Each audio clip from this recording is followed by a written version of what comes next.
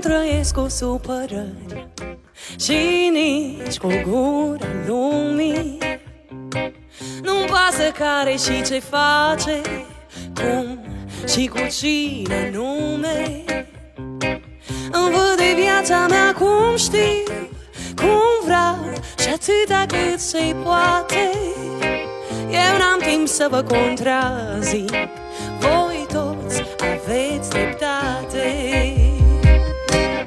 Ce frumos ar fi dacă ne-am vedea fiecare de grădina asta. Ce frumos dacă am arunca cu flori în loc de pietre. Ce frumos dacă ne-ar păsa uneori de durerea altuia. Ce frumos dacă n-am mai judecat.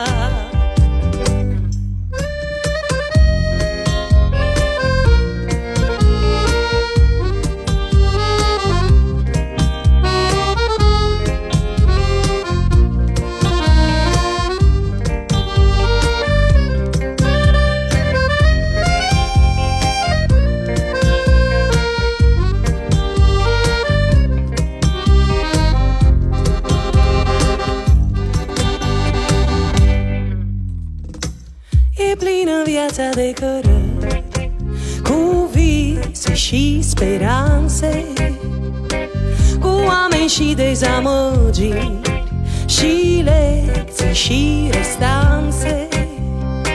Dar când îți vezi de viața ta cum știi și atâta cât se poate, faci bine pentru că așa simți și-l faci cu fermitate.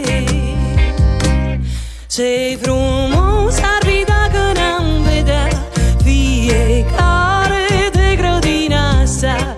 Ce frumos dacă am arunca cu flori în loc de pietre. Ce frumos dacă n-ar păsa uneori de durerea altuia.